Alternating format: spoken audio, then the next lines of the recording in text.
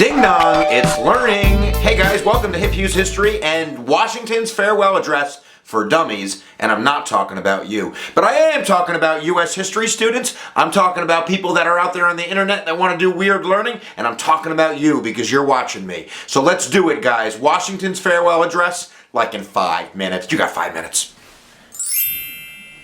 Alright guys, so here it is, the bye-bye speech. We're going to use hand signals. It's really stupid, it's really easy, it is the basics and you can't go wrong. So first I want you to do this. See Washington, right? He's up on the pulpit there and he's giving his bye-bye speech and he's going blah, blah, blah, blah, blah, blah. No more than 2 terms. The concept's really simple, guys. I know today that everybody understands the president can't serve more than 2 terms. Duh. But that's the 22nd Amendment.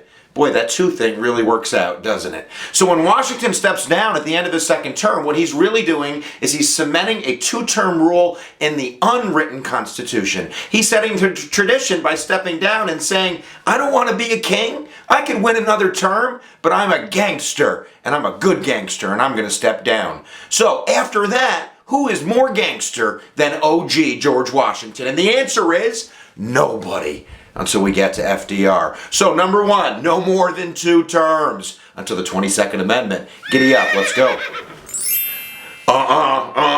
Do this, guys. Stay the hell away from Europe. What he specifically says is to stay out of permanent alliances. What Washington understands is if you start dancing with the European gods of war, you're going to get stomped on. Sometimes I call this the 98-pound weakling rule. The idea that if you're the 98-pound new kid on the block in a high school and you're a freshman, stay out of people's business. Don't go in the locker room and start being like, you mama ugly, because that's a bad idea. Just shut up, go to the weight room and work out. And what Washington is saying is the United States needs to work on itself and stay out of permanent alliances so we don't get our ass whooped. Isolationism, baby. Sorry, I cursed a little. Watch out. Watch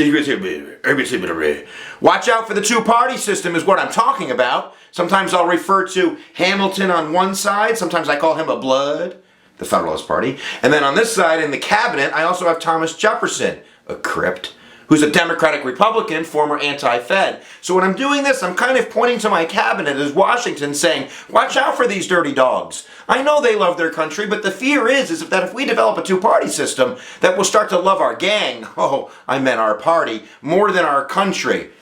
Sounds familiar. Washington is warning us against that development and to keep our eyes open. And I think that he's on the right track. Because down the road, we're going to see soon the Alien Sedition Act, the concept of nullification, and we're going to head choo-choo for the Civil War. So, there we go. Let's review really quick. I think I have my review notes down at my feet. Let me pick them up.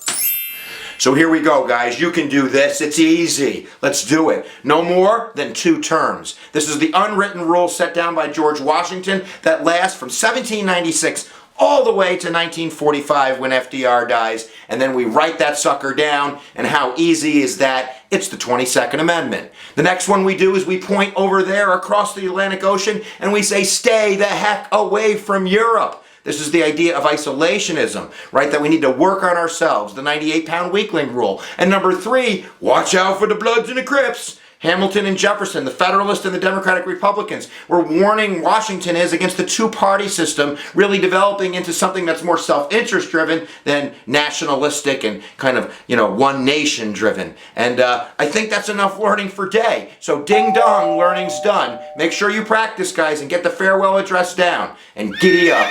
I'll see you later.